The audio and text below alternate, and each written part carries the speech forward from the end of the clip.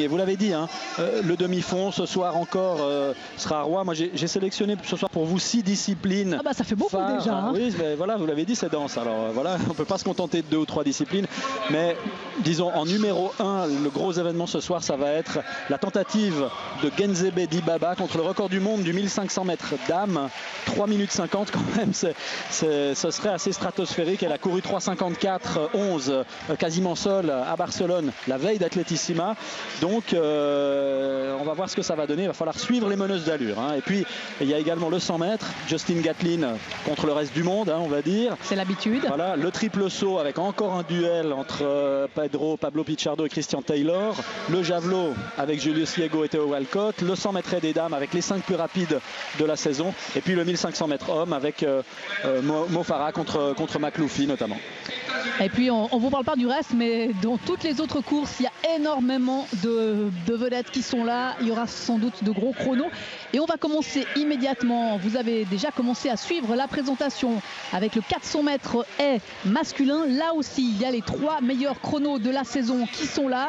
Ce sont les 3 Américains. Johnny Dutch au couloir 3, Bershon Jackson au 4 qu'on n'a pas vu à Lausanne. Bershon Jackson et Michael Tinsley au couloir 5. Bershon Jackson, c'est un habitué de Monaco. Il a déjà gagné ici à Monaco en 2010 avec un excellent chrono de 47,78 et un grand absent pour cette course parce que normalement c'était prévu, ça devait être son dernier meeting de Ligue de Diamant avant les championnats du monde de Pékin. Karim Hussein, le champion d'Europe en titre, n'est pas là, Pascal. Non, Karim s'est un peu blessé mardi à l'entraînement. Il s'est un peu tordu le genou. Il s'est fait une petite entorse au genou. C'est rien de vraiment grave, mais j'ai eu son entraîneur au téléphone tout à l'heure, hein, Flavio Zberg, qui m'a dit que hier à Zurich, Karim a encore fait un test, mais ils ont décidé ensuite, par précaution, de ne pas courir ce soir. Donc la prochaine course de Karim Hussein devrait être la semaine prochaine à Bellinzone. Mardi, très précisément. C'est dommage pour Karim parce que ça aurait été bon pour lui de se frotter encore au meilleur du monde ce soir, mais ma foi, on ne peut rien faire contre les ennuis physiques. Et Karim Hussein, vous le savez, a souffert d'une grippe les semaines précédant Athletissima qu'il avait beaucoup affaibli. Alors il doit reprendre des forces. On va différer le départ. Un petit souci là avec Michael Tinsley. Oui, Michael Tinsley qui a levé le bras. Apparemment, il estime qu'il y avait peut-être trop de bruit ou alors c'est son starting block qui produisait un son. Ça peut arriver avec ces starting blocks automatiques avec les haut-parleurs intégrés au starting block. Des fois, il peut y avoir un petit bruit qui sort du starting block. Et évidemment, quand on demande au public de faire silence, ça peut être très dérangeant. Oui, surtout que là, le speaker, il y a une grosse animation ici à Monaco avec notamment Patrick Montel, notre confrère de France Télévisions en animation. Et il n'y avait peut-être pas effectivement le silence le plus total. Alors, je suis très curieux de voir comment Bershon Jackson va courir. Je ne sais pas si vous vous souvenez, à Paris, il était parti très très lentement et puis il avait fait une énorme fin de course en ramassant tout le monde dans la dernière ligne droite pour s'imposer. Donc on va voir s'il applique ce soir cette même stratégie. Je sais que c'est un garçon qui a, en matière de stratégie de course, qui a plusieurs cordes à son arc et peut-être qu'il va utiliser ce soir ce meeting de Monaco pour tester quelque chose d'autre. C'est le plus aîné des 3, 32 ans, Bershon Jackson.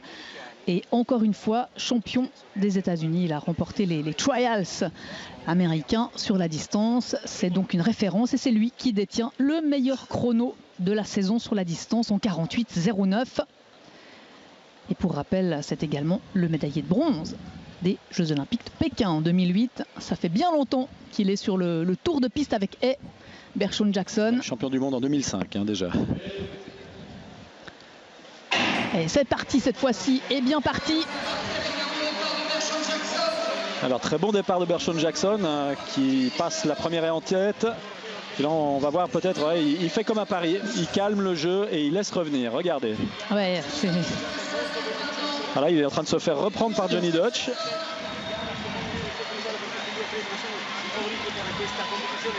Et maintenant il accélère. Johnny Dutch, Michael Tinsley. Ouais, Bershon Jackson, il est en train de placer son accélération là dans le virage. Avant l'entrée de la ligne droite dans laquelle Bershon Jackson devrait déboucher en tête. C'est le cas, Bershon Jackson, mais Dutch là lui donne beaucoup de fil à retordre. Hein.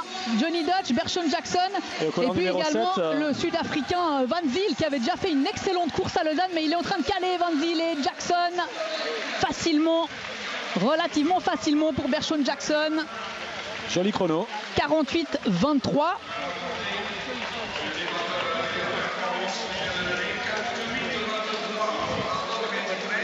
Allez, ça va renforcer sa place en tête de la Ligue de Diamant à Bershon Jackson. Pour beaucoup d'athlètes ce soir à Monaco, ce sont les dernières courses de Ligue de Diamant avant les finales. Et de façon surprenante, hein, c'est le Polonais Patrick Debeck qui a fait une très belle dernière ligne droite et qui termine avec sa meilleure performance personnelle en 48-62 pour le Polonais Patrick Debeck, que l'on voit ici à l'image, un tout jeune athlète de 21 ans. Ouais, c'est encore un Européen qui vient se mêler à la bagarre. Hein. Ouais, ça va être difficile pour Karim. Hein. Ouais, pour Karim, ça devient chaud. Bon, il n'y a pas de championnat d'Europe cette année. Les championnats d'Europe l'année prochaine, c'est des championnats d'Europe pré-olympiques, hein, on va dire. Donc on va peut-être pas tout donner à ce moment-là. Voilà, on va voir ce que ça donne, mais effectivement dans la hiérarchie. On le voit là, il vient coiffer au poteau Johnny Dutch qui termine donc 3e en 48-67. C'est pas un chrono extraordinaire pour Johnny Dutch.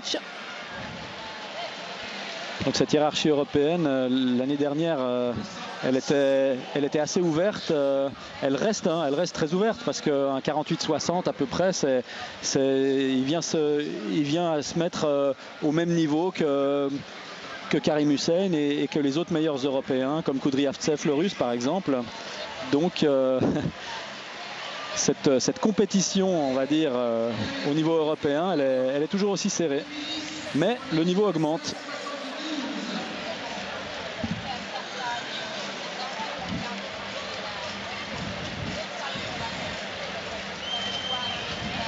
On dirait un jeune homme là sur cette image, Bershon Jackson. Un tout jeune homme, je voulais dire. Toujours frais à 32 ans. Et voici les chronos de ce 400 mètres haies avec donc Bershon Jackson qui s'impose et qui